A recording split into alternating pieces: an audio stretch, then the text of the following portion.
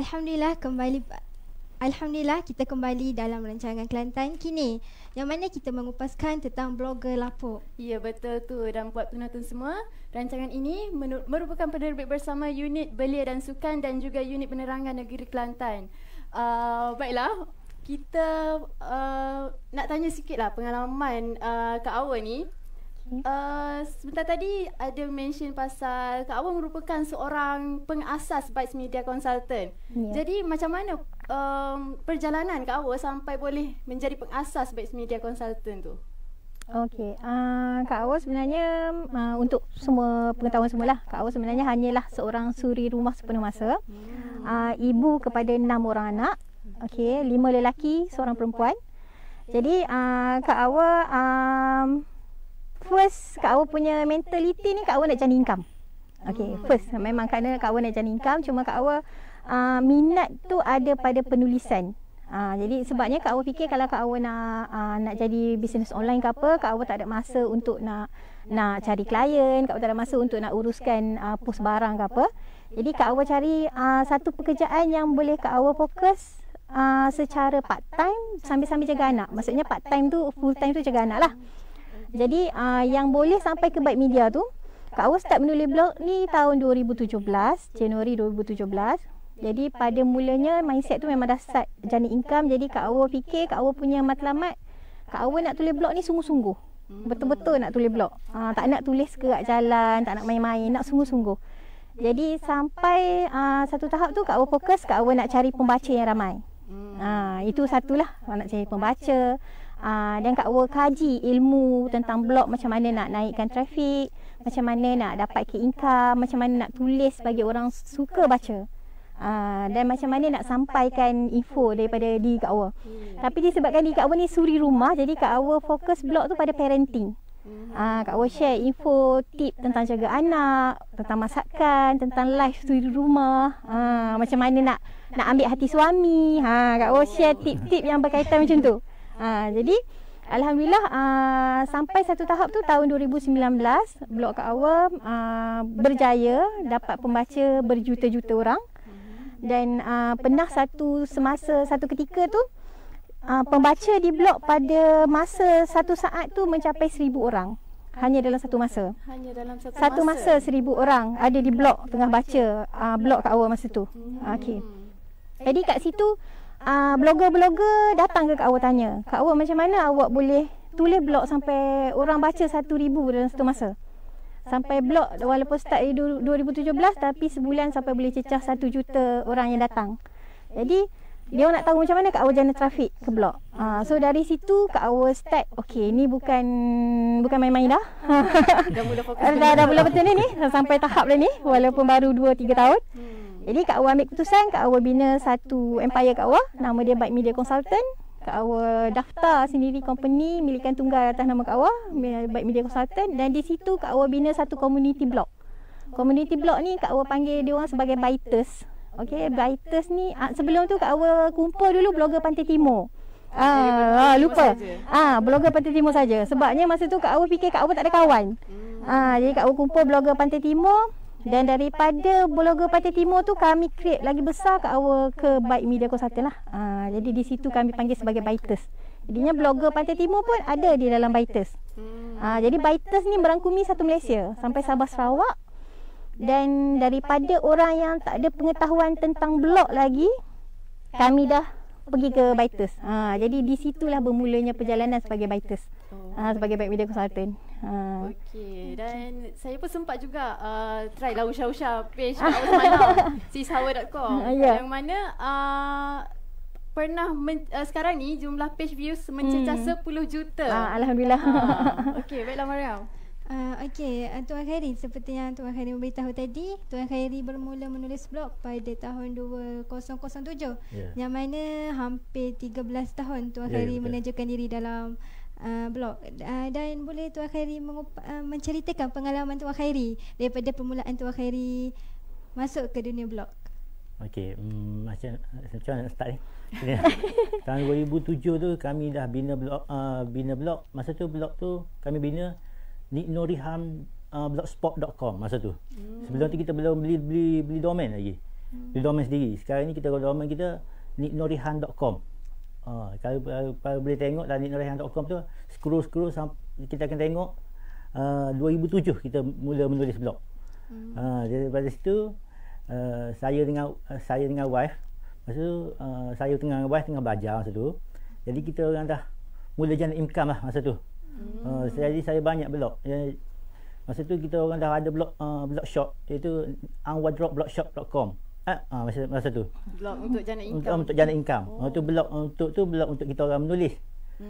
Kita orang sentiasa luahkan. Kalau tengok ada dalam tu banyaklah cerita cinta kita orang dalam blog tu. Kalau boleh tengok daripada scroll sampai lah kita orang kahwin, dah ada anak, ada apa semua dalam blog tu.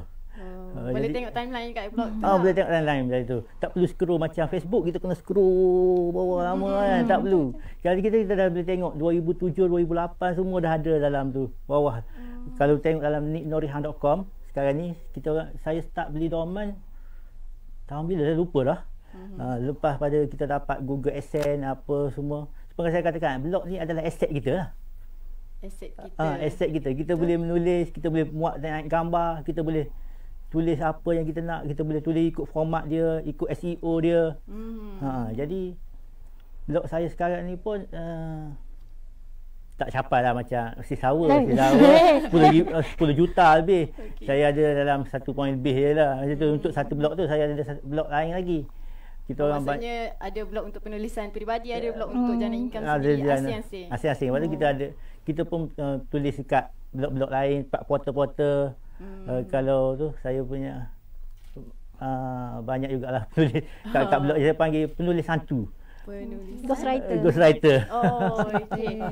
Jadi baiklah, setelah memandangkan Tuan Khairi ada macam-macam blog penulisan sendiri, blog jana income. Jadi macam manakah cara penulisan tu nak tarik pembaca untuk baca blog ni? Macam ni lah. Macam apa nama? Mariam.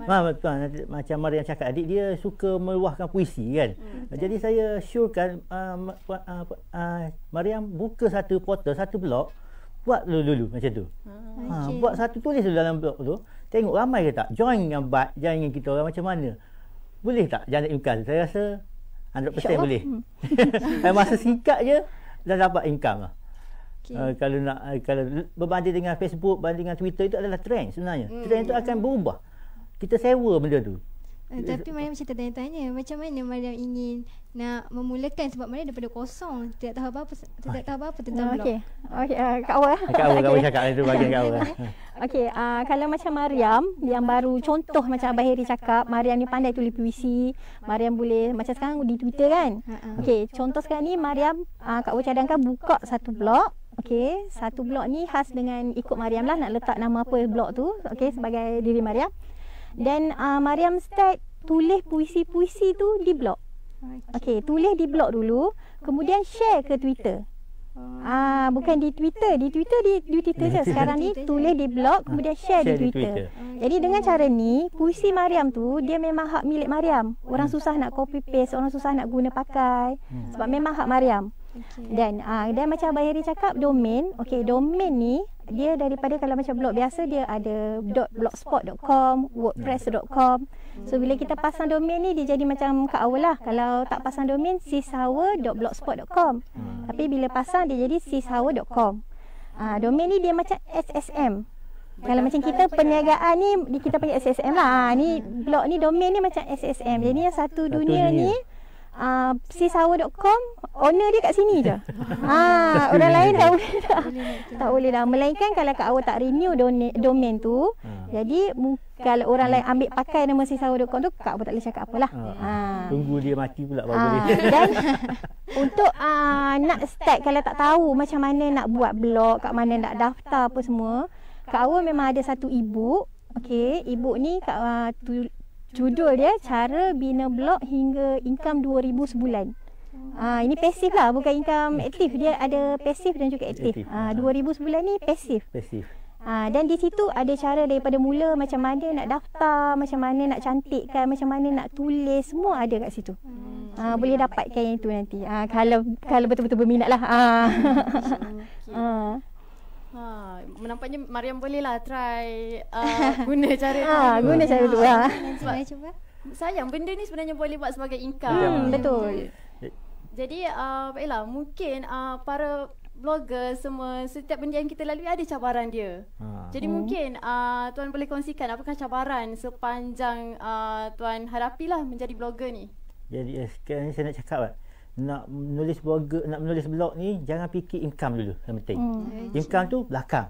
Nombor 2. Belakang ke nombor berapa pun ikutlah tapi jangan fikir income. Kalau fikir income itu akan jadi panggil berhabuk lah blog kita. Laman web kita tak akan jadi bersawang lah. Sebab kalau kita fikir blog kita akan tak dapat. Kita jangan fikir income dulu. Itu cabaran kita sebenarnya. Cabaran pertama orang buat blog ni dia nak fikir tweet. Jangan dulu. Jangan letak situ dulu. Saya yakin apabila kita buat blog 1% akan ada income. Jangan situlah. Cabaran pertama jangan fikir income. Okey. Macam Kak Awa. Cakap Awa. Okey, Kak Awa sama macam Abang Daniel cakap. Walaupun Kak Awa punya mentaliti pertama tu nak jana income, bantu suami. Tapi Kak Awa pentingkan info yang dia bagi. Tip apa semua macam Kak Awa cakap tadi. Jadi bila Kak Awa bagi tip apa semua, bila Kak Awa tengok pembaca dah capai tahap yang tinggi, baru Kak Awa betul-betul aim untuk income, untuk bina media consultant. Tapi utamanya Kak Awa pentingkan konten dulu. Apa yang Kak Awa boleh bagi pada masyarakat dululah. Saya cakap sikit apa ni gaya penulisan kita tu lah. Apa yang kita nak sampaikan, jangan kita merapu lah. Apa yang kena ada isi yang kita macam Mariam cakap tu lah. Macam Mariam cakap, Mariam ada satu dah dia punya puisi ya. Jadi masuk je puisi dalam tu. Lepas tu saya syorkan lagi, selitkan dengan audio ataupun video yang ada instrumen sekarang ni. Memang lagi saya rasa satu idea yang best. InsyaAllah. Okey, betul tu. Cabaran dia jangan fikir income. Betul. Sebab kadang-kadang ada orang buat blog ni hanya untuk misi masa lapang, anak duduk kat rumah kan. Macam student ke apa tengah cuti bolehlah cuba-cuba. Student pun ramai jadi blogger. Saya pun dulu student. Saya student buat blog ni. Bermula dari zaman student. Zaman student lagi. Daripada kalau tengok tu memang saya dengan wife tu memang daripada saya tengah belajar lagi lah. Jadi apa yang mendorong Tuan Khairi untuk melibatkan diri? Macam ada yang bagi tahu tentang blog?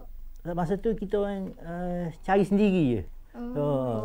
Cari sendiri sebabnya dulu tak ada apa kita seperti yang dulunya. Dulu tak ada Facebook lagi, ada blog. Ada Friendster dulu, ada MySpace. Tu masa tu lah kita orang tengah fokus pada blog. Jadi mungkin waktu awal-awal start, mungkin tak ramai lagi viewers dalam blog tu. Mungkin tak ramai lagi yang tahu page ni kongsi tentang ni. Jadi pernahkah rasa down ke? Sebab biasalah kalau kita baru nak start kan. Masa tu kalau nak cakap macam tu, sebab zaman tengah top blog jadi orang blog tu semua ada dah share. Kita orang dah ada group dah masa tu. Group blogger masa tu. Jadi rasanya tak timbul. Tapi sekarang ni pun Sis Hawa dah ada buat satu group, dan kita pun, saya pun dah sebagai presiden kelab media dan Kelantan, media Kelantan lah saya sebagai jadi bolehlah kita orang join buat macam mana nak coffee talk ke apa semua untuk untuk guide buat blog apa semua. Dia kalau Kak boleh tambah sikitlah. Okey, dia macam ni, kalau blog dulu, berbanding dengan blog sekarang, dia punya tahap dia tu, blog dulu dia fokus pada pembaca di PC. Orang suka cari PC. Lepas tu blog sekarang ni dia dah makin ikut trend jugalah. Sebabnya blog sekarang dia lebih mudah akses di handphone. Kalau kita guna handphone tu, kita masuk pada bahagian Google search tu, kita cari contoh nak resepi kek guna blender. So contoh ni, kalau type di handphone masing-masing sekarang ni, satu Malaysia ni type resepi kek guna blender, insya-Allah Kak Awa punya blog nombor 1 di Google search ranking. Itu blog. Jadi maksudnya orang tahu guna Google search, tapi orang tak tahu Google search tu dihantar ke blog. Dia hanya guna nama Google. Dia hanya tahu Google lah. Nak cari info resepi, Google lah. Nak cari kat mana? Macam isteri nak bersalin ni, pantang menu apa? Google lah. Maksudnya sebenarnya Google tu adalah blog. Dan penyelidik adalah kita. Dan kami ni adalah penyampai yang memberikan info menggunakan platform Google untuk bagi semua masyarakat ni. Maksudnya dari tanpa ada penulis blogger Tak semua ada lah, akan ada Google. perkongsian yang macam orang nak ambil tips dari tu ni, tak ada. Tak ada. Sebab kalau contoh kalau nak cari resepi, nak cari di Facebook agak sukar kan. Betul, Orang susah. akan guna handphone Google. Google saja. So Google tu lah blog. Orang sebut Google. Tapi bila sebut blog ni apa? Blogger ni apa? Blog ni adalah Google tu lah. Google search tu. Okey, jadi baiklah buat penonton sekalian, kalau nak tahu apa-apa lepas ni kita akan cakap blog je senang. Blog. Nak apa blog? Itu sebenarnya adalah semuanya dia salurkan kepada blog. Betul. Pencarian saja. Ejen pencarian sahaja. Okey, jadi baiklah kita berehat dulu seketika, kembali selepas ini.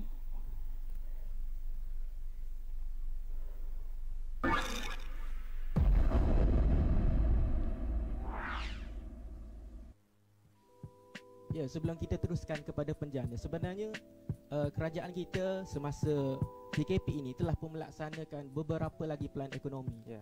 Kalau kita tahu, yang pertama kita ada prihatin, kemudian disusuli dengan prihatin tambahan, dan kini kita ke arah fasa yang keempat untuk menstabilkan balik ekonomi kita dan diberi nama Pelan Jana Ekonomi Negara. Yang mana Pelan Jana Ekonomi ini terdapat 3 teras utama yang mana nak difokuskan. Yang pertamanya adalah memperkasakan rakyat.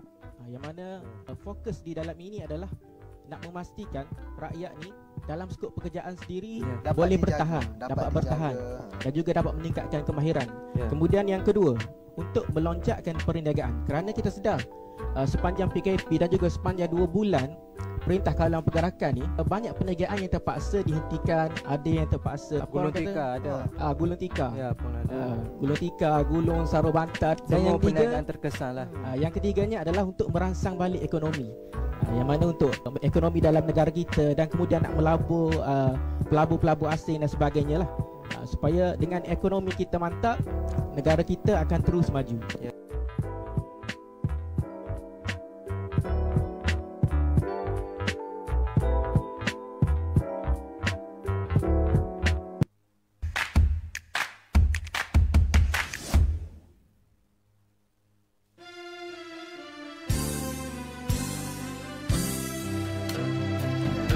Tidak pernah ada satu bukti yang membuktikan Kelantan ini dikenali sebagai negeri serambi Mekah. Gelaran ini membuktikan bahawa Kelantan menjadi suatu pusat perkembangan ilmu yang pesat di rantau ini pada suatu ketika dahulu. Kemasyhuran reka bentuk Masjid Kampung Laut yang unik telah menjadi suatu lambang kemegahan rakyat negeri Kelantan. Asal pembinaan Masjid Kampung Laut ini tidak menggunakan sebarang paku, tetapi dia menggunakan potongan kayu-kayu dan buluh sebagai pasak.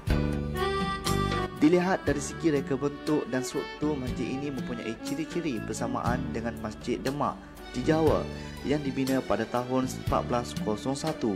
Kemungkinan kedua-dua masjid ini dibina dalam jangka masa yang lebih kurang samanya yang kini berusia ratusan tahun.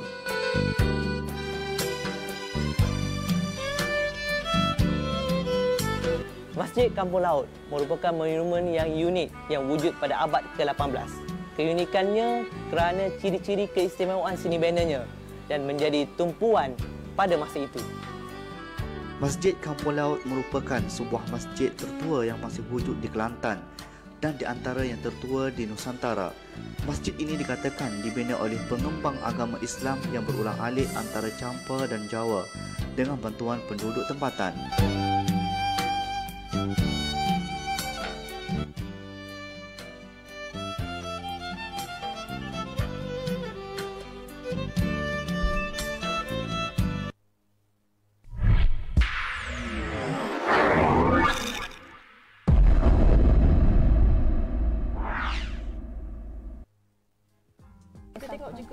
Sedikitlah sedikit kepada pandangan daripada keluarga. Institusi keluarga ni sangat penting sebenarnya. Sebab remaja ni sangat berkaitan dengan keluarga. Masih bergantung kepada ibu bapa ya, orang. Betul. Sebabnya kalau kita tengok keluarga ni ada 2 ciri. Maksudnya macam mana 2 ciri tu? 2 ciri di mana ada keluarga pertama ni dia terlalu mengongkong. Maksudnya sifat terlalu tutup. Semua anak nak buat tak boleh. Semua tak boleh, semua tak boleh. Dan keadaan ini menyebabkan kita cakap apa ni, remaja tu memberontak lah. Nak buat ni tak boleh, nak buat ni tak boleh. Apabila suatu masa tu dia dapat satu kebebasan, dia akan throw ke semua benda. Macam tu. Tu menyebabkan tu kalau ciri keluarga terlalu mengongkong. Kedua, apabila ciri keluarga ni terlalu terbuka ataupun terlalu bebas. Masalah juga kan. Maksudnya bagi anak-anak keluar.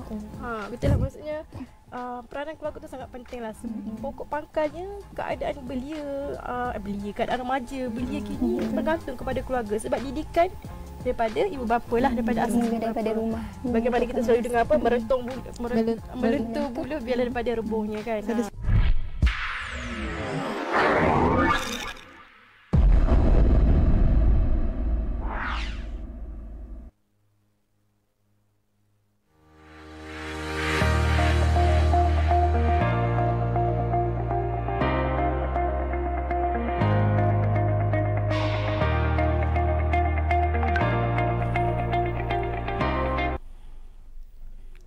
Alhamdulillah, kembali lagi kita dalam Kelantan Kini yang mana kita mengupaskan tentang blogger lapuk. Dan rancangan ini bersama Urus Setia Belia dan Sukan Kelantan dan juga Urus Setia Penerangan Kerajaan Negeri Kelantan.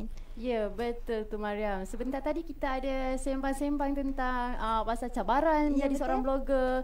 Macam mana, macam Mariam kata, Mariam daripada zero nak start blog ni macam mana. Dan telah pun dikongsikan oleh tetamu kita pada hari ini. Jadi seterusnya, setelah kita sembang-sembang banyak tadi, blog ni sebenarnya boleh jana income. Tertarik dengan Kak Siti awak sebut tadi. Jadi boleh Kak Awa dulu macam terangkanlah sedikit macam mana blog ni boleh memberi income yang tadi ada sebut income pasif, income aktif. Boleh terangkan serba sedikit tentang macam mana nak jana income tu? Okey, insya-Allah boleh. Okey. Kak Awa cerita mula-mula pasif dulu Okey, blog ni dia ada income pasif dan juga aktif. Pasif ni kalau ayat yang mudah orang faham, duduk saja, goyang kaki duduk sajalah. Pasif ni duit masuk, duduk saja pun duit masuk. Mudah faham kan? Okey. Dia blog ni dia ada income yang datangnya daripada penulisan dan juga iklan. Okey, penulisan ni maksudnya kita tulis artikel, dan artikel tu mungkin ada sesuatu produk yang nakkan kita promote dia punya barang. Okey, kita guna, kita review, bagi feedback. Okey, macam Kak Awa bagi feedback yang jujur. Kalau Kak Awa guna okey lah. So jadi Kak Awa dah cakap awal-awal pada brand ataupun owner, saya review ni jujur. Kalau rasa berani, silakan. Okey. Kalau dia kata okey, maknanya produk dia memang betul okey lah, sebab tu dia beranilah. Selalunya. Jadi artikel tu kita dibayar. Tapi walaupun dibayar, macam Kak Awa cakap, Kak Awa fokus review yang jujur.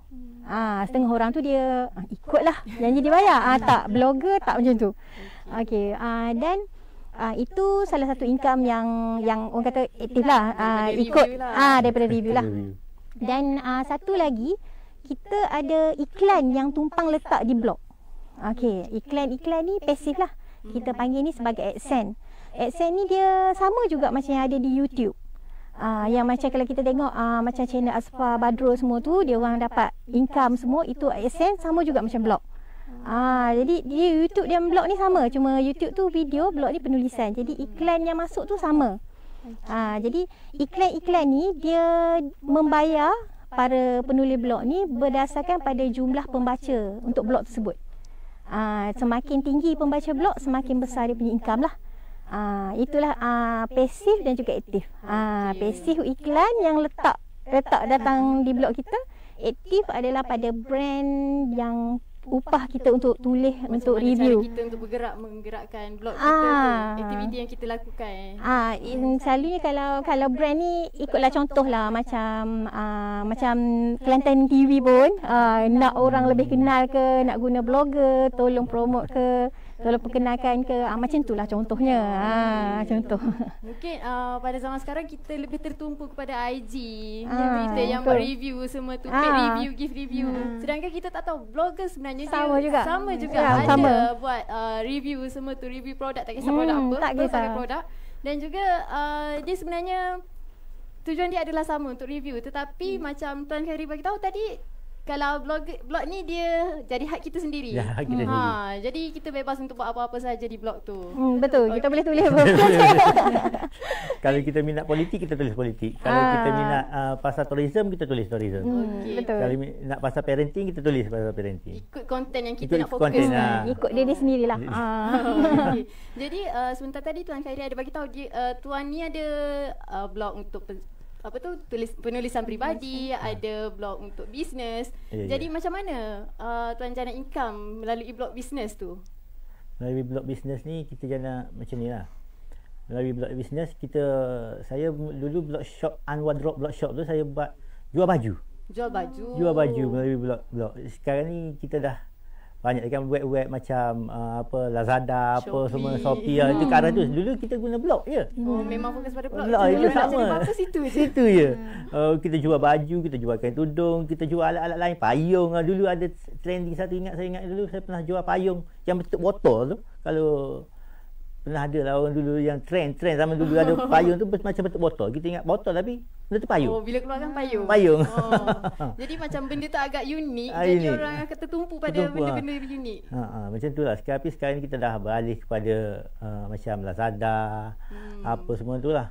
Betul. Itu. Okey, jadi baiklah. Kita dah tahu dah macam mana blog ini menjana income sendiri ya. Dan mana tertarik dengan bila kita berbincang di luar tadi, Tuan Khairi menyebutkan pendapatan bulanan Tuan Khairi semasa permulaan. Boleh Tuan Khairi menceritakan sedikit? Masa saya buat cerita zaman dulu lah. Mungkin boleh jadi inspirasi kepada penonton luar sana ataupun buat Mariam yang anak baru nak jadi blogger. Cerita zaman tahun 2009, 2010 masa tu, setengah blog tu sebab saya dah jual baju. Kita buat jual baju di blog ni. Saya pernah post ke India, USA, untuk semua tu pasaran orang Melayu kita. Dia orang beli melalui blog je. Masa tu. Bukan hanya fokus kepada dalam negara sahaja. Bukan fokus dalam negara. Jadi semua tu macam si Sawa cakap tadi kan. Kata blog ni dunia untuk satu dunia. Macam kalau Facebook, kalau Lazada Malaysia. Dia ada Lazada, dia ada Lazada Singapura, Lazada Thailand. Tapi kalau blog ni dia satu dunia. Macam sekarang ni pun blog pun masih diguna sebenarnya untuk jual produk. Masih diguna. Ada yang penjual yang tak suka macam website untuk pilih barang, klik masuk chat. Check out kan. Dia lebih suka blog sebabnya dia boleh bagi info di situ, dia boleh bagi feedback di situ dan last kali baru cara nak beli. Jadi itu perbezaan antara website yang Lazada semua tu dengan blog lah. E-commerce lah. Sekarang dah ada e-commerce kan. E-commerce masuk chat kan. Yang blog ni dia tak ada chat macam tu. Boleh nak letak tapi selalunya dia lebih suka bagi info dan kemudian WhatsApp ke apa untuk order lah. Itu blog. Blog ni dia lebih peribadi lah. Dia lebih dekat. Lebih dekat. Betul. Cuma kalau macam seller dia jual di Facebook, dia tak boleh nak tulis panjang-panjang macam tu scroll, taklah nak baca. Tapi dia tulis di blog ni suka hati dia nak tulis banyak mana pun, banyak mana gambar dia nak letak. Dan orang boleh baca dengan relax. Tak payah nak scroll nak apa, relax je baca dia pun masing-masing. Jadi boleh tahu lebih banyak detail pasal orang tu. Okey, jadi baiklah macam mana orang nak kerjasama dengan blog ni? Nak bila tengok blog ni macam makin naik, macam mana orang nak kerjasama dengan contoh blog? Nak kerjasama dengan Kak Awal lah ni. Kan kita dua ni. Okey. Contoh katakan ada sesuatu produk. Okey, baru nak naik ni, baru tak kisahlah baru naik ke lama ke, nak kerjasama dengan blogger ni dari sudut apa yang boleh Kak Awal bagilah. Okey, boleh email Kak Awal. Selalu kita pakai email lah. Okey, email bagi tahu, minta nak review ke apa, minta nak pendapat tentang produk tu. Dan selalunya Kak Awal akan guna dulu. Kalau produk Kak Awal akan guna dalam 2 minggu dan Kak Awal akan bagi feedback balik secara jujur macam Kak Awal cakap tadi dalam blog tu. Dan kelebihan pada owner, okey, insya-Allah macam Kak Awal fokus tulis artikel dengan keyword dan juga SEO supaya artikel yang Kak Awal tulis tu boleh berada di first page Google search. Okey, itu kita sebut skill lah. Skill seseorang blogger tu terletak pada situ. Macam mana dia nak menulis dengan gaya yang orang suka baca dan boleh berada di first Google search. Sebab untuk orang blog, untuk orang Google kan, Google. Jadi boleh blog artikel yang kita tulis tu boleh mendapat hati di tempat Google untuk Google untuk Google orang kata Google show kan lah. Selalu kalau kita tulis ni kadang kita tulis orang akan tengok macam halaman pertama kan. Halaman yang ketiga keempat orang malas dah nak pergi. Dia selain dia tengok selain pula. Jadi kita nak berada di halaman pertama tu. Jadi itu yang Kak Awa terapkan pada Byters lah. Jadi Kak Awa ajar dalam Byters ni fokus ke tu, cara menulis untuk berada di first page Google search. Jadi kelebihan untuk ownernya kat situ lah. Bila berada kat first page Google search tu maknanya pembaca pun makin ramai yang akan dapat info tu lah. Saya bagi tahu sikit lagi lah untuk dia panggil SEO evergreen dia panggil. Oh, yang takkan lapuk. Takkan lapuk. SEO evergreen dia panggil. Dia ada istilah-istilah dia. Kita sebagai penulis blog ni, kita sebagai penulis ni kita kena tahu ayat-ayat apa yang orang selalu search, apa yang orang itu ilmu lah, ilmu blog lah. Ilmu blog dan lah. Satu lagi kelebihan dia, kalau blog ni bayaran hanya sekali, artikel tu akan tetap berada bertahun-tahun, takkan di-delete sama sekali. Di blog kita sendiri. Betul. Bayaran hanya sekali, sebabnya tapi artikel tu kekal. Sebabnya blog ni hak milik kami. So kami takkan delete. Macam yang dia cakap. Nampaklah kita bahawa blog ni sebenarnya tak akan lapuk. Jadi kalau tajuk kita blog lapuk tu sebenarnya tak lapuk. Sebab kita dah tahu cara macam mana nak generate income, cara macam mana nak menarik hati supaya orang membaca perkongsian di blog. Jadi boleh Tuan dahulu kongsikan simpulkan sepanjang perbincangan kita pada hari ini. Saya simpulkan macam inilah. Sepanjang tahun saya jadi blog ni macam ni, saya pernah buat satu di Facebook. Saya buat banyak artikel di Facebook, saya post video apa semua di Facebook. Sampai satu hari tu saya tengok semua post saya sebelum ni dipadam. Terkejut saya. Banyak saya tulis, banyak saya review tempat kedai makan apa semua. Jadi saya rasa macam tak boleh lah ni. Sayang punya semua video, semua video kita, semua video penulisan kita kedai-kedai makan saya review sebelum ni. Sebab saya lebih kepada tourism. Jadi saya banyak review kedai makan di Kelantan ni, tempat makan mana apa semua. Jadi macam satu peras. Sebab saya ada satu sikit tu saya tak tulis dekat blog masa tu.